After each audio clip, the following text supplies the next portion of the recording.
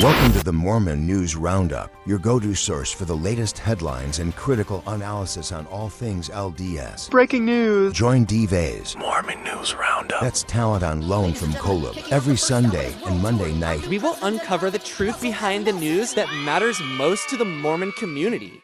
Greetings, brothers and sisters. Welcome to the weekly Mormon News Roundup. I am your humble host, DV's, and that is talent on loan from Kolob. Every week, my crew and I, we ruminate on the great and spacious beehive, so thanks so much for joining us to discuss the contemporary events in Mormonism. It's September 1st, and this is episode 130. We have a huge episode on tap for you, but before we get into it, I'd like to welcome onto my program my fabulous co-host, who is the host of the Mormonish Podcast, the Good Book Club, and the Mormon Stories Book Club. Rebecca, how's it going? Oh, it's going great. How are you? Doing absolutely fantastic. We're going to jump right into the news here. How do you like this thumbnail here? Temple Buster Unleashed. How do you like that? That is something. I like that. I might have to borrow that. That looks good. Who does your thumbnails? I'm guessing you.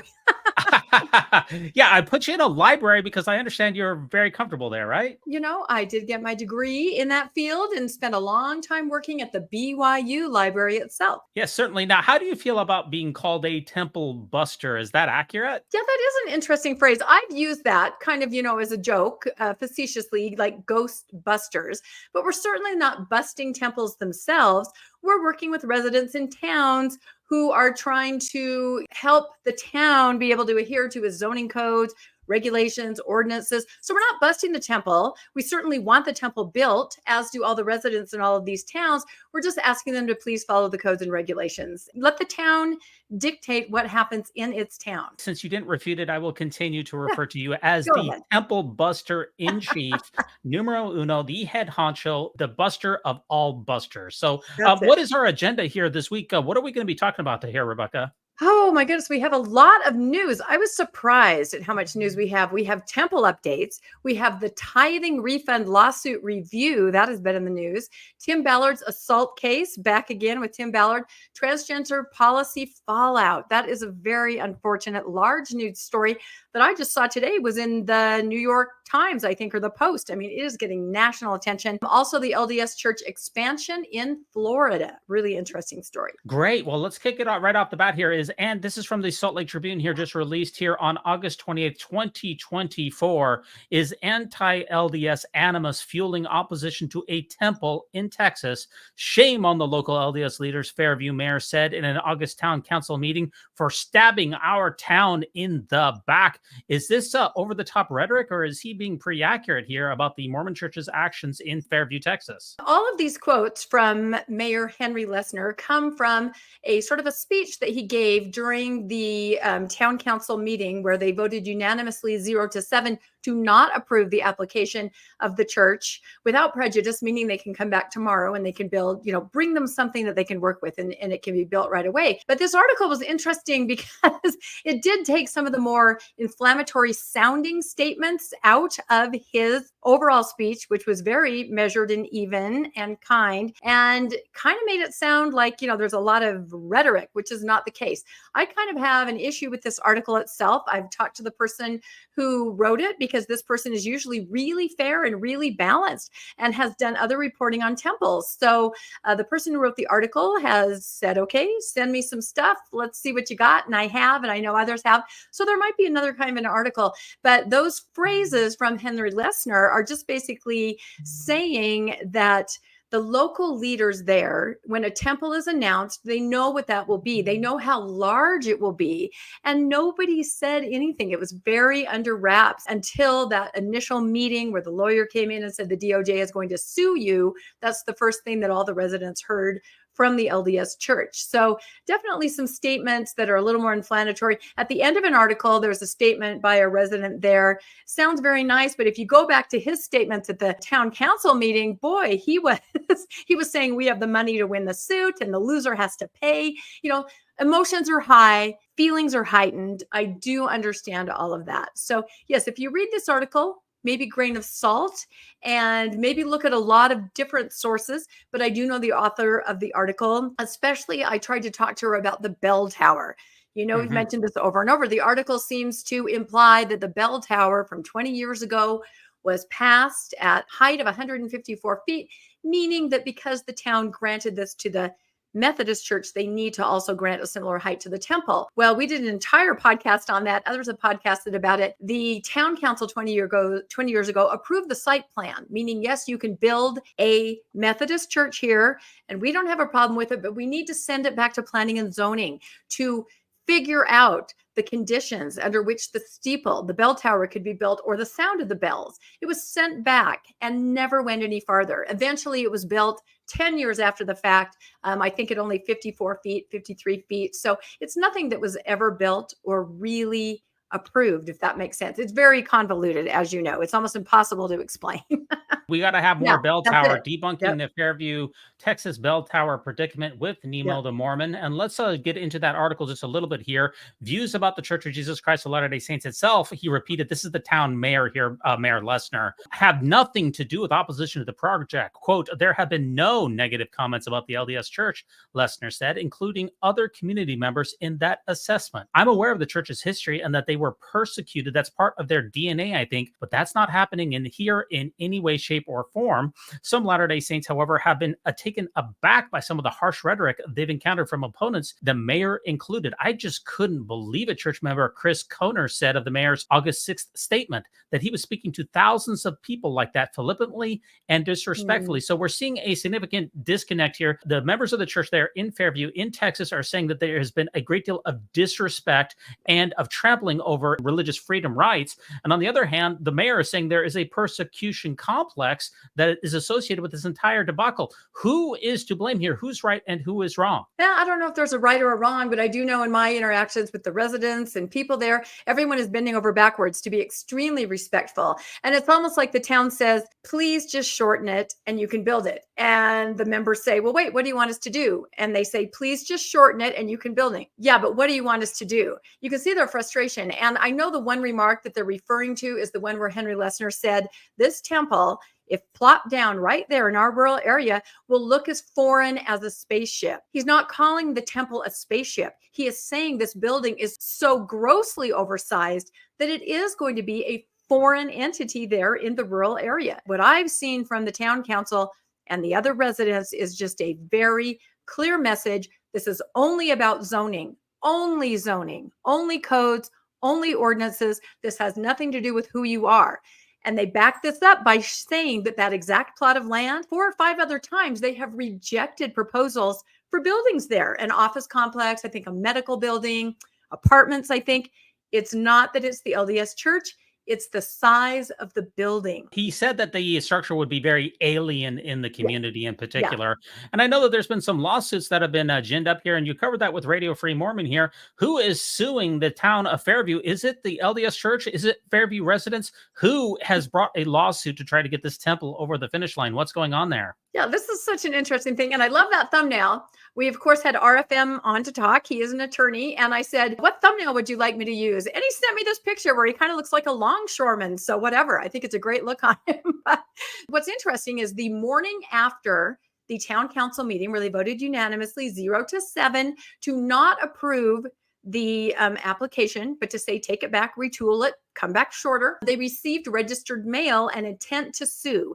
As RFM explained it to us in Texas, you have to at least 6 months ahead of time, if you're going to sue, put forward an intent to sue. So this was not from the LDS Church. This was from 2 individuals who do not live in Fairview. They live in Allen, Texas, we found out. And the lawyer representing them also lives in Allen. One of the residents suing is a lawyer himself. All of them have in common that they work or have worked recently in stakes or wards there as stake clerk, ward clerk. They're sort of in this union of clerks. I'm not sure what that has to do with anything, but they are suing the town of Fairview for trampling on their religious rights to worship. By Fairview not building a temple, these gentlemen have to drive, one of them 3 miles, one of them 6 miles is all they'd have to drive if the Fairview temple were there. However, without the Fairview temple there, they have to drive to Dallas, which is, RFM did all these calculations, between 17 and 12 miles further. Anyway, very interesting that these 2 individuals who do not live in Fairview are suing because they have to drive too far to the temple. Of course, some people have speculated, oh, maybe the church is behind this. Maybe they're funding it. I don't really think that because it seems like such a strange suit. It just seems so unusual. What do you think about that claim of how far you have to drive?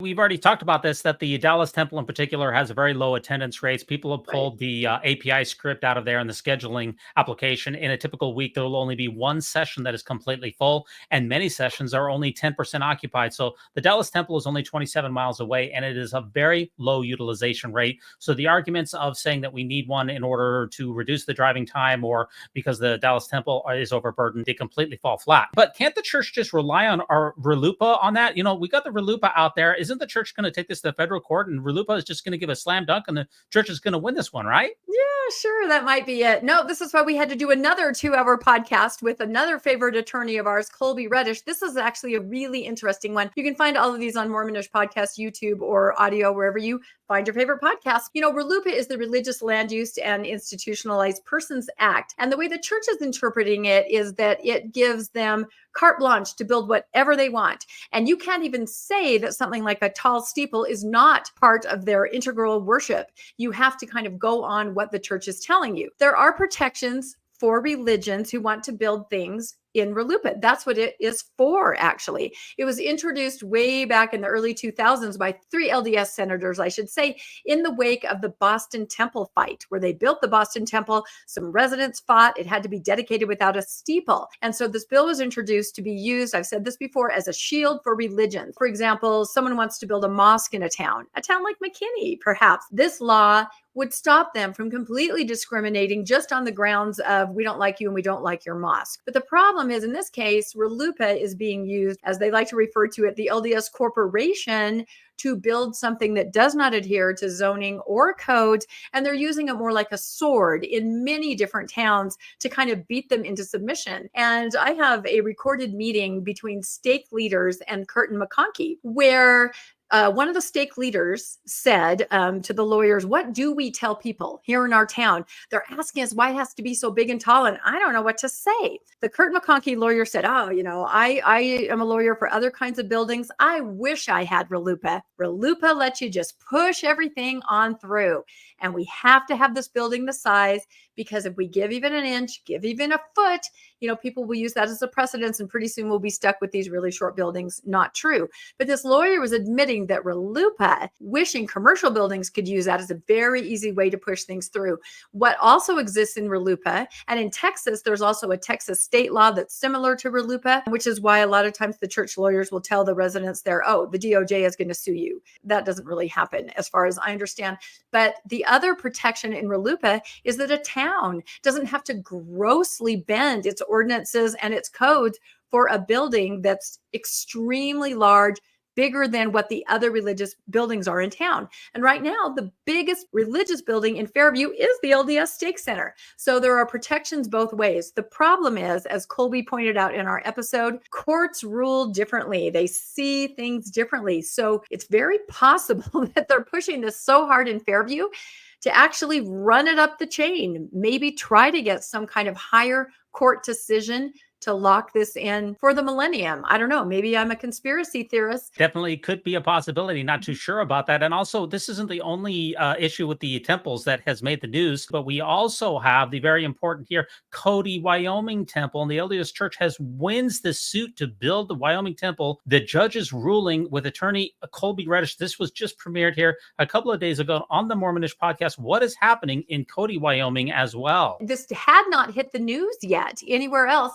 when we premiered our podcast on Wednesday morning. So this was just something that I became aware of because I'm in touch, of course, with the Cody residents who had launched the suit. And Cody was really the first city that reached out to Mormonish Podcast and said, hey, can you help us understand who the LDS are and what's happening here? And it really kind of opened the door, I think, for a lot of us in the post or nuanced Mormon community to be more aware of temple building and what's happening. So there was a final appeal in May. And we've been waiting for this decision from this judge. It's been months. Everyone's wondered what happened. Back in June, the beginning of June, the LDS Church held a meeting, as they do when they're going to build a temple. It's the first time any of the residents there in Cody got to talk to the representatives from the church, got to talk to the lawyers, got to see a schematic of what the temple will be like. 9 days later, it went before the Planning and Zoning Board with a partial group. There's supposed to be 7 members, only 5 members, I think it was, were there. And they, of course, were being given information on what all this meant by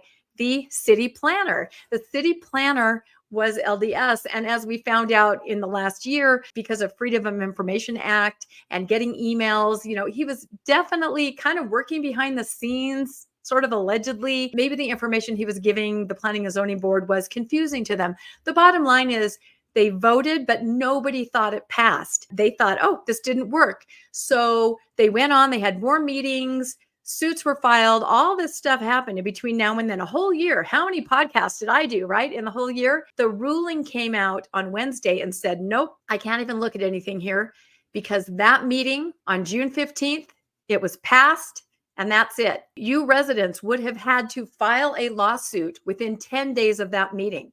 Wow. Now I'm talking 9 days before that is the first time they ever even understood what the temple was coming to town. Wow. 9 days later, there's that meeting. Within 10 days, they would have had to organize, mobilize, file a suit. Why would they do that? They thought it didn't pass. And also the other sad thing about that is even if the members of the Planning and Zoning Board had recognized there was some irregularity there, they did express confusion. They didn't know what they voted for. They didn't understand because some of the information from the city planner, they themselves could have put some allowances in place to go back and say, well, let's look at the lighting. Let's look at this and that. They didn't because they didn't know. So the ruling on Monday, you missed all the deadlines. You can't do anything. They can build whatever they want. It's extremely frustrating and extremely sad and extremely devastating. And all I can hope is that the LDS Church, seeing how this all went down, that the Planning and Zoning Board didn't even understand that they were voting for the steeple. They thought they were just voting, yes, you can build, which any Planning and Zoning Board will probably say. They were going to revisit the steeple later. I would hope that the LDS Church would say, you know what? I understand this was irregular. Why don't we make some concessions on the lighting?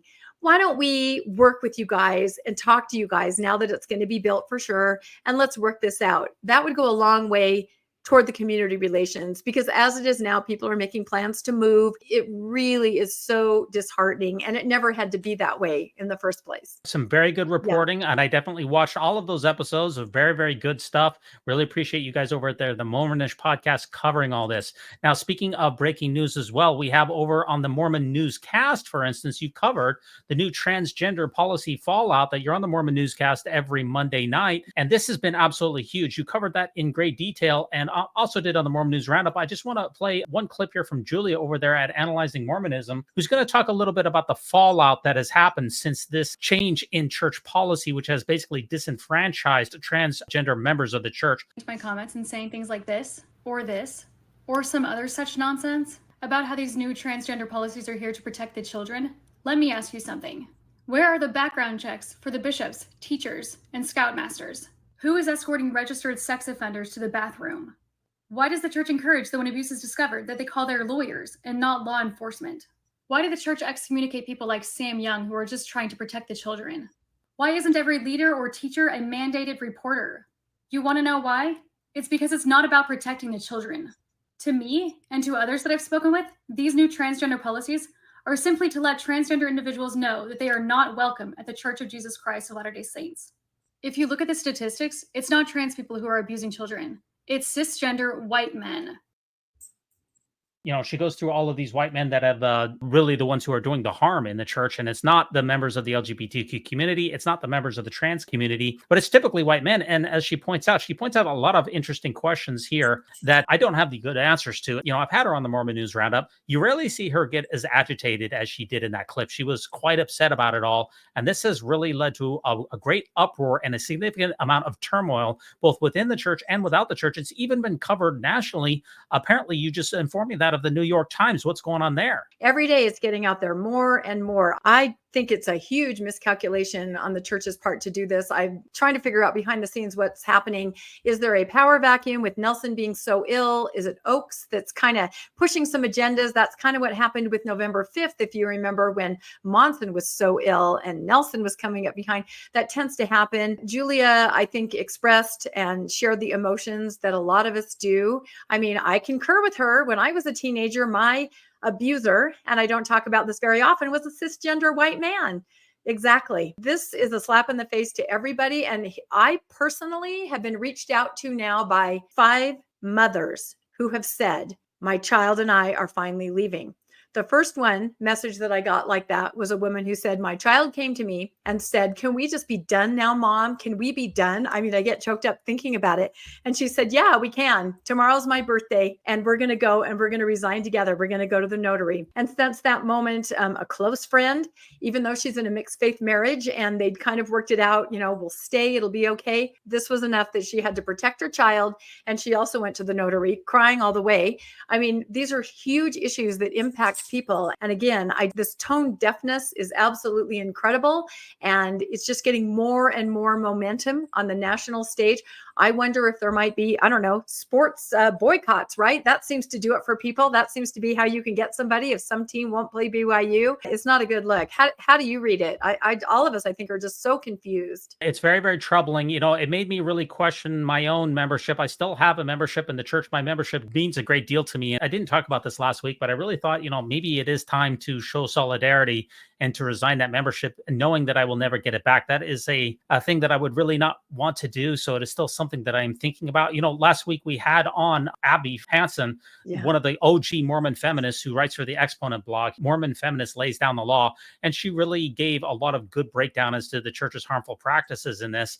And we also, in that last episode of last week, if you want to know our full thoughts on the transgender policy and break it down in particular, go back to that last episode. But Greg Madsen over there at Quick Media, he's probably one of the most popular conservative members of the church who sticks to the church's standards or ideals, I guess, of what biological gender is. And we're going to have a couple of clips here that I queued up because he had 2 videos on this. First of all, his first video had 50,000 views, which is huge in the Mormon sphere. And then he did a second video, which has a similar amount. He's really kind of leading the charge here on applauding the church for what it's doing. And I've got a couple of clips here queued up that I think will be very helpful. They're pretty short clips, but here Greg says the quiet part out loud about fear-mongering. It fed into a lot of the fear-mongering, right, which I'm sure people are saying I'm doing here. He literally says the quiet part out loud that he's engaged in fear-mongering that a lot of people are going to say. He acknowledges and says the quiet part out loud. This is the problem with this whole policy, is that it seems to be based on the idea that trans people, you should be afraid of them. And he literally says the quiet part out loud. I couldn't believe that he said it. That's shocking. But you know what? When you're going to speak that way, you may as well tell people up front what you're going to say and what you're going to do. At least he makes it very clear what his point of view is. He says that trans persons might be predators, and Greg is not sure. Talking about transgender individuals. Trans people are not predators. That's not what the issue is. I mean, it might be partly. I can't say it's not. It might be partly. Notice what he says here. Trans persons are not predators, but maybe that they are. He's leaving doubt in persons' minds about whether trans persons are predators or not, when we know that the data shows that it's people like Greg and myself who are far more likely to be predators than anyone in the trans community. I would like to hear in the comments, how many of you have been victimized by a trans individual?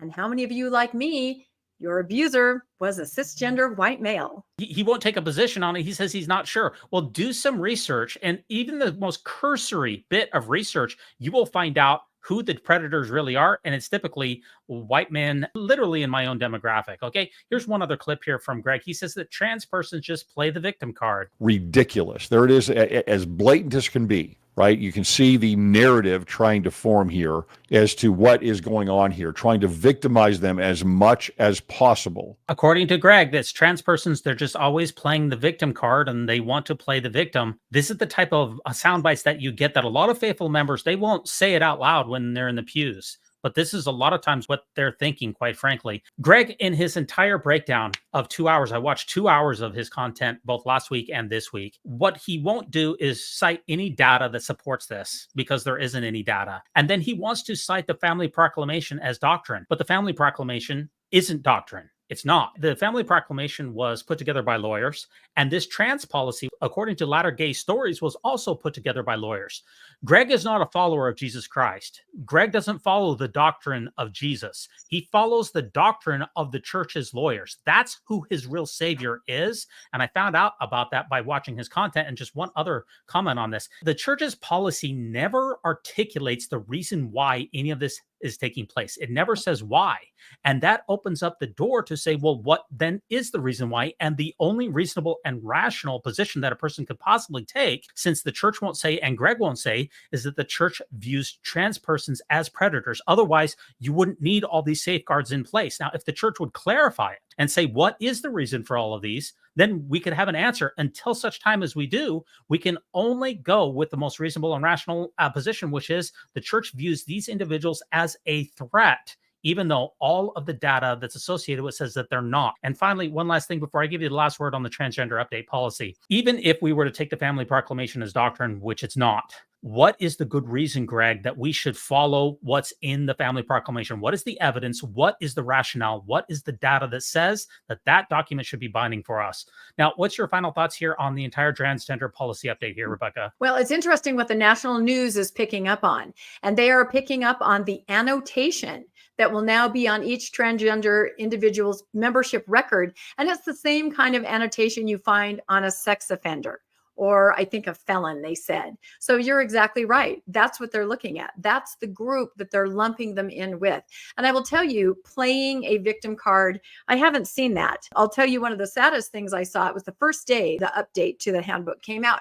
And I like to go on faithful social media just to see what's going on. And there was a person who posted, I'm a transgender individual. I have no problems whatsoever. My bishop loves me. I go to Relief Society all the time. My Relief Society president loves me. I participate in all the women's organizations. Somebody wrote under her post, you might want to read the policy or the update. And then a couple more posts happened. And then the person wrote back and said, I'm in tears. I don't know what's going to happen to me now. There's reality there. Now, over there on Trexvo, you posted this meme that goes along with it. We'll leave on a little bit of a lighthearted note here. What are we seeing here? Of course, I have my Trexmo channel where I use Star Trek to make a biting commentary on the LDS Church. It's actually probably some of my hardest hitting commentary, ironically, but I have two security guards looking very wary with phasers. And one of them says, explain to me again what this new calling is. And the other one says, not sure exactly. Bishop just said bathroom monitor. Yes, it's not the sexual predators, as Julia points out, that need bathroom monitors. It's members of the trans community. I do hope that this particular policy will eventually be taken down. Switching gears here, we have the secret lives of Mormon wife stars are disclosing an insane amount of money that they make from TikTok. Stars Whitney Levitt and Macy Neely have more than 1 million followers on TikTok. This is a Hulu production that is going to be hitting here just in a couple of days. It's going to take down the internet. Everybody's going to be watching this thing. And to find out how much money that these gals make from having their millions of followers is insane. That's what we get from this article. Check this out here. Each industry varies here. Some pay more than others, Neely said. And Levitt, who has 2 million followers on TikTok, gave an example of one of her larger deals. She said she was paid $20,000 to promote a sex toy on social media, but that 5-figure number isn't the highest that she or Neely have seen. We've both gotten one. We can't say what it was, but we've gotten a deal that was $75,000 one year, who has 1.3 million followers on TikTok. It's absolutely crazy how much money that these folks make. And as far as promoting sex toys, boy, that's a hard day's work, but everybody's got to make a living, right? That's true. Nobody ever asked Mormonish to promote anything. I guess if they did, it would be, if it was sex toy, it would have to be senior sex toys or something, because we're old. I don't know what the market is for that. I don't know if there's much of a market for that. Yeah, they'd have to be really special. Yeah, I can think of some funny things now that I won't say on air. But it's interesting because when I talked about this on the Mormon Newscast, we all talked about the influencers. Okay, so the church definitely utilizes influencers. We know that when a temple opens, before the open house for everybody else, they have an influencers only kind of a day where they have the people, that have all the followers come to the temple.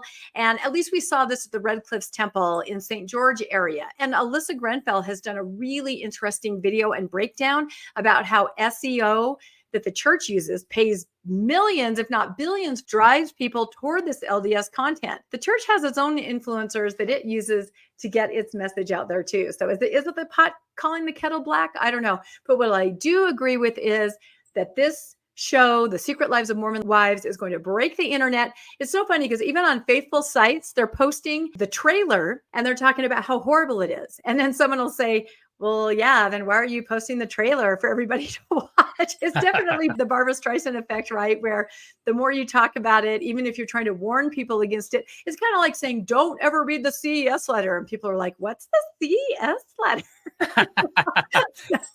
I do have that post here from Ben Shalati there at the Lift and Love in Washington, Utah. This was just, I believe, last year at the Red Cliffs Temple here with Mr. Charlie Bird, Ben Shalati, and his husband as well. Today was a beautiful day in Washington, Utah. We were invited by the church to a private tour of the new Red Cliffs Temple, guided by a church authority and specifically for LGBTQ members. The church oftentimes will roll out the red carpets for these open houses. And we saw this in particular in Washington, D.C., which is the church's most important temple. Forget Salt Lake City. Washington, D.C. is the church's most important temple. And who did they bring out for that? They brought back all of the apostles. They brought out former senators, Gordon Smith, and other high-ranking church officials. They brought out Relief Society presidents. They brought out absolutely everyone to give all of these private tours. They definitely use influencers. There's absolutely no question about that.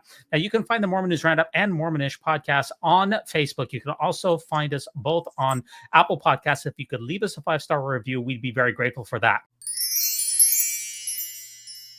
Now, transitioning to our next article here, the LDS Church can't use religion to dodge sharing evidence in the tithing case, says opponents. Lawyers for the Utah-based faith are seeking to block discovery in a high-profile federal class action lawsuit, but plaintiffs say the arguments just don't fly. Let me just read a little bit of this to you and get your reaction. The church and its investment firm should not be able to avoid sharing evidence in a high-profile tithing case simply by invoking the idea of religious autonomy, says former and disaffected members who are suing the Utah-based faith. In what amounts to an opening spat in a brewing federal class action case over millions of dollars raised with a sacred donation practice, plaintiffs are pushing back on the church's assertions it should have qualified immunity from discovery early in the litigation. 9 individuals in 5 states are suing the global church of 17.2 million members and its investment firm Ensign Peak Advisors, alleging that top church leaders and their money managers lied for decades about using tithing solely for charitable causes while instead investing the cash in a multi-billion-dollar slush fund. So this continues to percolate in the background. We're seeing the opening salvos of this going back and forth with the church once again playing its religious liberty card, while the plaintiffs, on the other hand, are alleging fraud here. These are known as the copycat lawsuits. What do you anticipate is going to happen with these lawsuits here that have been rolled into Salt Lake City under the auspices of Judge Shelby? Yeah, I think this is so interesting. And from the very beginning, I have said this is all about discovery. Even before the recent articles came out, I said they are going to fight tooth and nail to make sure that there is no discovery, because can you imagine what they could discover? The article prior to this one that you just showed, it seemed like they were throwing everything in the kitchen sink at them. They were saying, oh, these plaintiffs don't represent members. They can't sue because they're disaffected members, and we can't have discovery because now we're saying we can't have it because it's, a religious institution. They're throwing everything at it, hoping something sticks. But I agree with the article where it says Ensign Peak is not a religious entity. It is a secular entity. And that's what we're talking about right there. So I know there's all kinds of nuance to it, but just the fact that they're fighting so hard tells me that discovery is going to be really interesting when it happens. If you think back to the James Huntsman lawsuit, where he sued to get his tithing back, the church in that particular lawsuit said that discovery would do undue damage to the church because it would subject the church to outside scrutiny of the way that the church handles its finances. It doesn't want anyone to possibly know how much money that it's worth or what it does with its tithing. And these particular cases definitely want to crack those books open. And of course, if you get discovery in a public case like this, then that information will become public. The church wants to avoid that at all costs. Let us know your thoughts here on the Mormon News Roundup. Leave us a thumbs up. Leave us a 5-star review. Let us know, is this an issue of fraud or is this religious liberty? We'd be very grateful for your thoughts. What is going on with Tim Ballard? He's still in the news. He's so big out there. It says Tim Ballard claims to fight sex trafficking made him a MAGA star, but these women told police that he abused them. So this is the Sound of Freedom hero and Trump ally who won renown claiming to save women and children. He was a hero. And women who have worked closely with him, though, have said that he preyed on them and have watched with disbelief as his star continues to shine. This is absolutely remarkable here that this individual, who for all intents and purposes has been disgraced over and over again. He has so many lawsuits against him, and his alleged fighting of sex trafficking has basically been debunked. Yet somehow, some way, his star continues to rise. How is it that there's no accountability, it seems, for Tim Ballard? Yeah, I think he's kind of Teflon Tim. You just can't imagine that this is happening. And it's interesting. I found a sort of an ad for the Firm Foundation. If you're familiar with that, it's like Book of Mormon evidence and things like that. There's a conference in Salt Lake, I think, next month. And not only Tim,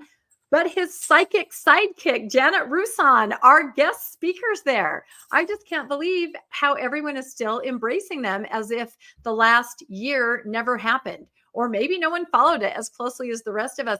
But I think in this article, which was in Wired, people are starting to notice kind of how close he is to, the Trump campaign, and maybe kind of linking things there. So some of this may be new news to a lot of people. Whereas when we read through the article, we're like, yep, podcasted on that. Yep, followed that. So, but it may be new news to a lot of people. Yeah, I'm just shocked. He's Teflon Tim. And he seems to have avoided all claims to justice so far. There's obviously many lawsuits that are happening, but he has not been held to account in the slightest for apparently shafting people out of millions of dollars, not rescuing anyone. That's the allegation. And then serious allegations of sexual harassment and sexual assault. It's absolutely reprehensible. Yet he still continues to be very popular in MAGA, in CPAC, and with apparently Donald Trump himself. Now, I want to read one section from the article here and get your thoughts on Timmy. Ballard is also a defendant in ongoing civil lawsuits in Utah brought up by women, both Boris and Lynch among them, one of which is his personal assistant, who alleged that he sexually abused them under the guise of saving children. Boris and Lynch have filed police reports regarding their allegations that Ballard sexually assaulted them. Ballard has denied the claims made against him, and OUR, which is mentioned in one of the suits, has countersued Boris and her husband. Quote, "This is just a bunch of random details, gossip, and easily disproven falsehoods packaged up to generate some quick clicks," and quote, Ballard's spokesperson, Chad Colton, wrote in response to a request for comment. He also notes that the claims against Ballard in a separate suit have been dismissed. That suit was brought by a veteran Marine who said that she was injured at a training overseas by Ballard, and a judge has ruled that she did not have the standing to bring it because she had signed a waiver.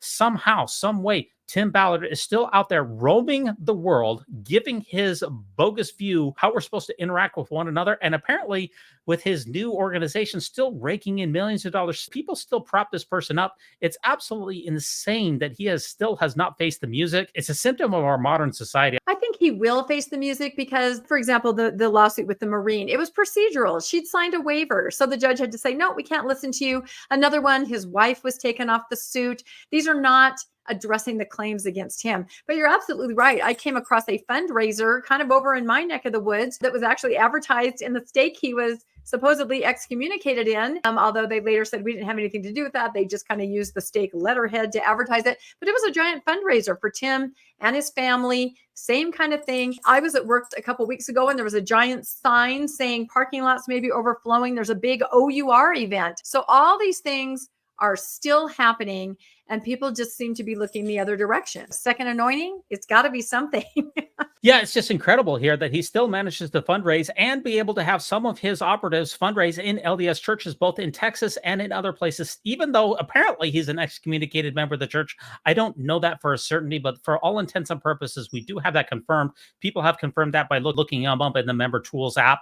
But if you really want to follow Tim Ballard, I know you covered him very, very well. We tried to as best as we could on the Mormon News Roundup. Really, it's Nuance Ho now that has an entire podcast that is dedicated to following Timmy. The Sound of Freedom hero, though, has now recently condemned the Mormon church. This is a thunderbolt. So much for being on the straight and narrow. I have a clip here about Nuance Ho and how Tim has now thrown his former church under the bus. Let's see what's going on with Tim Ballard. He's talking about how much he loves Elder Ballard, how much he loves the church, how faithful he is. He attends everyone, but I can't wait until the leaders of the church get condemned by God and thrown in hell. Yeah, he still goes to church every single week, according to the podcasters, but he can't wait for the Mormon leadership to be overthrown. And if you watch his unhinged Twitter tirades, he's still wearing his LDS garments. I don't necessarily talk about that a lot, but he still believes that somehow he's still a member of the church because he's talking about meeting with his bishop, and yet it's the persecution complex because of that statement that threw Tim Ballard under the bus. He is still smarting over that to a high degree back when the church, it was 10 months ago,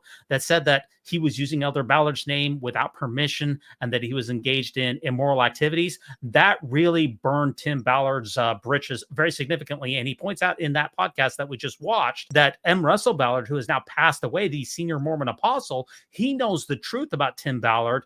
And now that he's passed on, he's the only one who could exonerate Tim Ballard. Tim Ballard lives in fantasy land. He thinks that Mormon leadership is going to hell, yet somehow he still goes to church. How people can follow a person who is as hypocritical and absolutely bizarre, it just goes beyond all reason. What's your last thoughts here, Rebecca, on Tim Ballard and this entire saga, which never seems to die? Yeah, I appreciate what Nuance Ho is doing. I mean, it's shedding a bunch of light on it because there are so many mysteries to this whole thing. I mean, I know one thing that a lot of us have talked about is, does he feel he's sort of on a secret mission that no one knows about? Excommunicated, yet perhaps second anointing, where they say, Tim, you know, we have to do this now.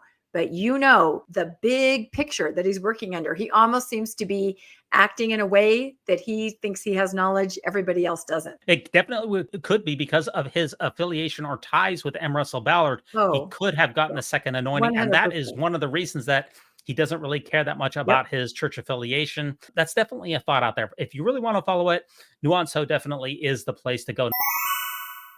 Rebecca, can you bring us this up to speed? What is the Mormon Church doing in Florida? They're taking over the world. What's going on? Oh my goodness. This was so hard to kind of go through that I actually downloaded an awesome post. If you don't mind, I'm going to read it because this explains it really well. It's from somebody named Willie Pete. So Willie Pete, we're going to use your post here. So it says, here's the point. This cuts to it. In November, Orange County, Florida citizens vote on a rural boundary change and to give the county power to veto voluntary annexation, which is what the church is using here. Voluntary annexation brings an area under the control of a municipality and places the burden of providing municipal services on that municipality. That's the key there, the burden of providing the services.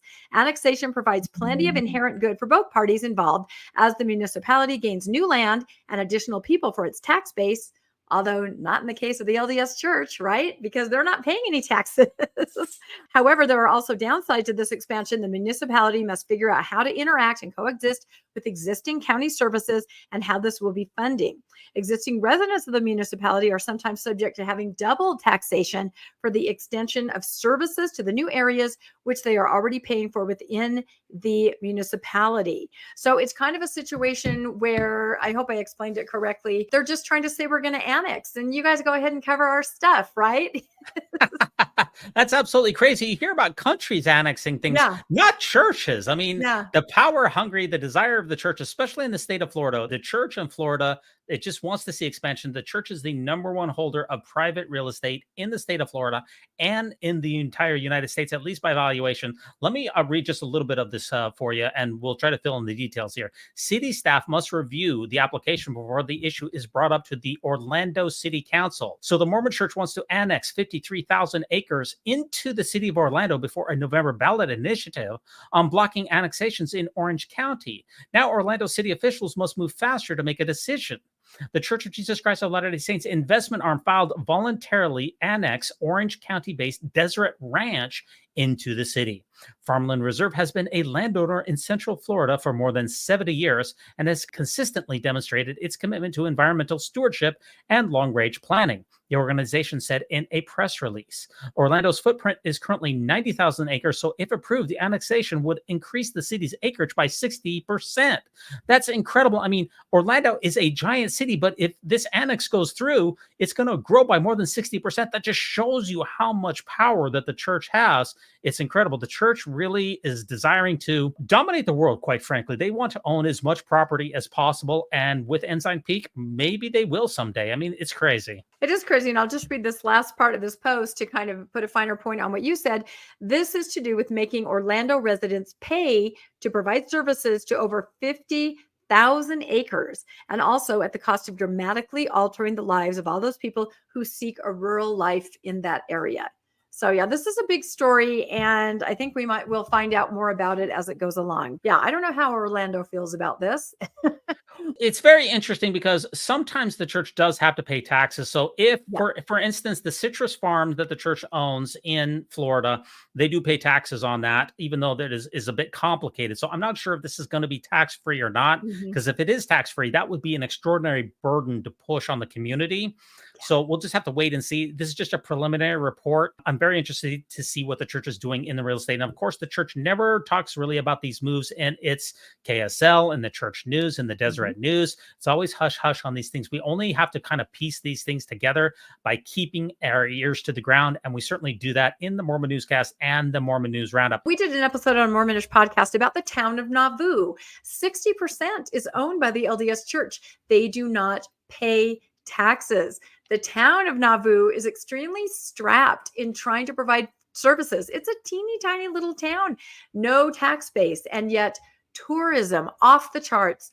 Tourism that does not bring anything to them, because the people that visit there, they stay at LDS, boarding houses. I'm talking about those tour buses that come in with all the kids, right? Exactly. It's been this long battle ever since they built the temple, and now we're building a visitor center there. It's a really interesting, there it is, episode. Again, the town is like, well, how do we support this? And the church will say, well, we're going to fix the road. Where did they fix the road? Right in front of the place they needed it, right? The temple to the other visitor center. So it's a pretty fascinating episode, right along with temple busting, where members of the Navoo City Council, they are members of the church, but even them themselves had to say, fine, we're voting to approve the visitor center, but it's under duress. We were bullied. There is no tax base. We're sinking here. Could be similar to Florida, where they move in, no tax base, and someone else is supposed to foot the bill in simplistic terms. And that does take us to our final segment here, which is the Mormon News Roundup poll of the week. And we release new episodes of the Mormon News Roundup every Sunday night at 9:30 p.m. Eastern Standard Time. And I was just thinking, Rebecca, if the church is going to annex 50,000 acres in Orlando, this is the top 10 reasons that the Mormon church should annex the entire state of Florida. Why stop at Orlando? What do you think? Oh, I don't think it's an if. I think it's a when. I'm not kidding. And Nebraska, close after, right? Good heavens. True. Yeah, the church really started with its land purchases in Florida. They said 70 years ago. It was under David O. McKay who really expanded the church's reach there. And it has done very, very well in Florida. It owns so many acres. It's just absolutely crazy. And, why doesn't the church just annex the entire state? So I'm going to give you 10 choices, and we'll see which one of these you think is the number one reason that the Mormon church should annex the entire state of Florida. What's example number one? Well, number one would be Disneyland baptisms. Imagine getting baptized in the It's a Small World ride. Talk about a magical experience. There are a lot of similarities between Disneyland and the temple. And it certainly is. If the church announces a temple in Disneyland, can you just promise to never bust that temple, Rebecca? Just promise that for me. No, okay? I would let that happen. Yeah, I would let that happen. That would be nice. Actually, I guess it's Disney World, but you get the idea. Number two is hurricane preparedness. With all those years of pioneer resilience, the Mormons would have hurricane prep down to an art. Absolutely. And since the prophets can see around corners and make you smarter, they'd be able to anticipate all those hurricanes, right? Yep, I think so. Or not. Number three. Ooh, number three, alligator missionaries. Who wouldn't listen to a missionary riding an alligator? This is great AI. I love it. That is fabulous. Which one of those pictures do you like the most? 1, 2, or 3? I think I like the one in the middle, because you can see how they're riding that alligator. And, I feel like we have to say, missionaries out there, disclaimer, do not try this at home. Just because you're seeing this doesn't mean this is something you should try. All of you Florida missionaries who watch the Mormon News Roundup, I know there are a lot of you. Don't try it. Or how about number 4? Number 4, year-round BYU football. Florida weather means no more snow delays for BYU games. Go Cougars. That's a good one.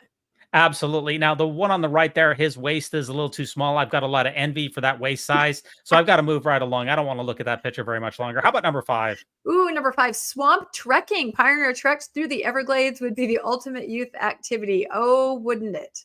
That sounds like quite an adventure. Or how about number 6? Yep. Number 6 would be theme park tithing. Tithing could come with a free fast pass on all the rides. That's one way to grow Oh, Ensign that'd be Peak there. great. You know, if you pay your tithing, you get a fast pass to Disney World. I think that would increase the coffers quite a bit. What do you think? Well, yeah, and Mormons love Disneyland and Disney World. I mean, they love it. So, yeah, Absolutely. the more land the church owns, the more people buy summer homes there or winter homes there, the more temples are built. And it's just a inclusive all around experience of Disney World, going to the temple. How about number 7? Number 7, sunshine state of mind. Endless summer means endless opportunities for outdoor church activities. You know, I can see that would be problematic though, with having to wear and not, yeah, people might be more likely to start gravitating toward this in the warm Florida weather. Yeah, I do understand that you're on day 1572 of your no cap shirts protest, Utah County protest. Is that right? No, it's not a protest. I'll tell you why I did it, because I started out podcasting with Steve Pinecker on his show, and his is all voices in the restoration. And I wanted to make sure that everybody knew who I was and I wasn't misrepresenting myself, because a lot of people say, oh, she's so nice and friendly. And then I get the sense that maybe she's saying something that I don't think she's saying. In other words, I'm mistaken for an active Mormon a lot. So I thought this shows it. All it takes is like half an inch to say, I'm not misrepresenting myself. This is who I am. Gotcha. I do like the young missionary tags on these 8-year-olds. Yeah. I think that's getting them Start 'em started. young.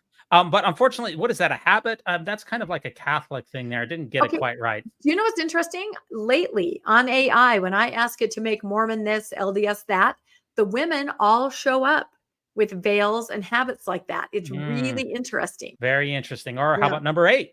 Number 8 is citrus sacrament, fresh Florida oranges for sacrament meetings, vitamin C for everyone. Oh, I'm on board with that. I love that.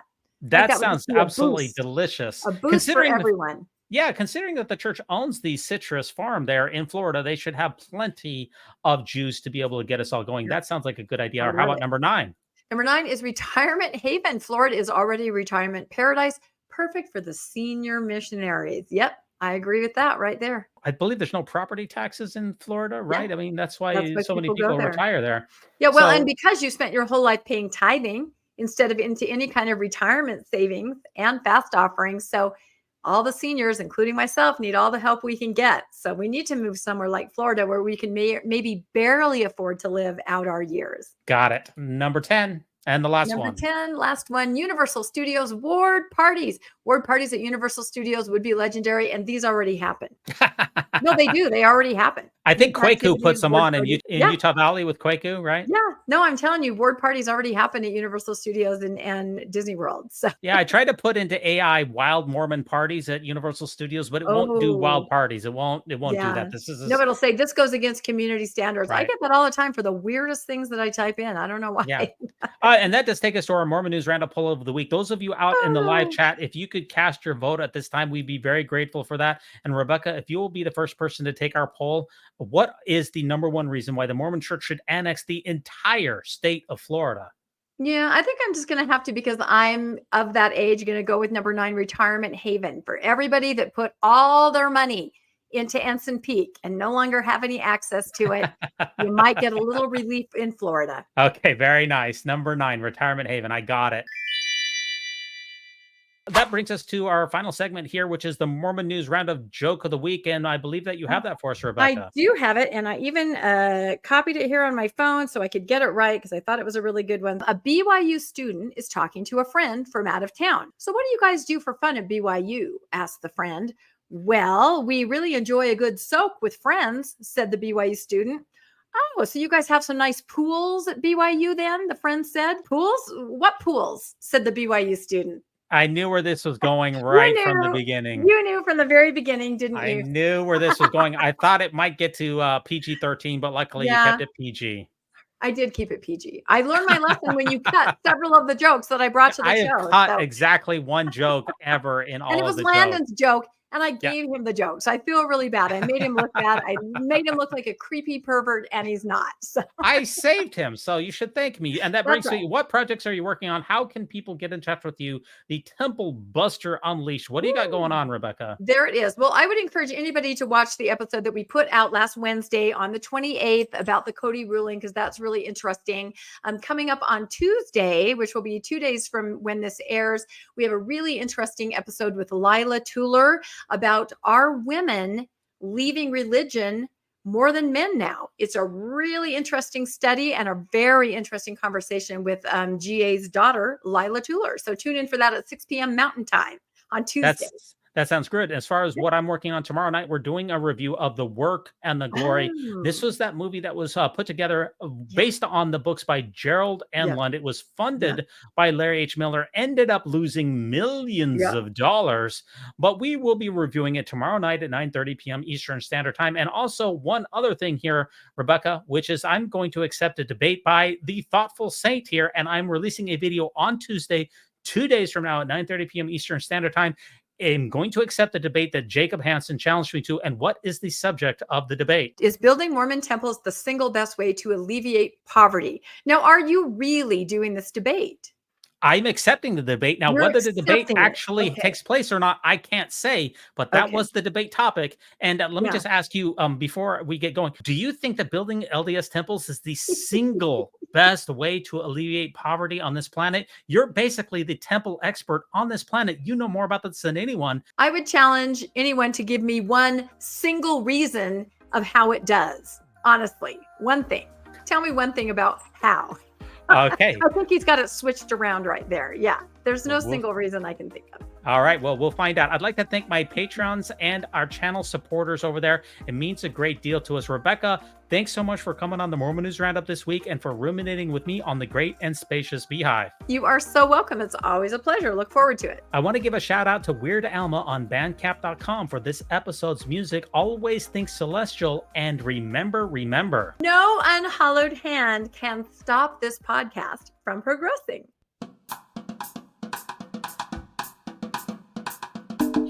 When it comes to nicknames of the church, such as LDS Church, the Mormon Church, to remove the Lord's name from the Lord's church is a major victory for Satan. Satan. We've recently learned that, okay, you're going to have to cut that. I apologize so much. Oh my gosh. We have this wailing in the background. Arr!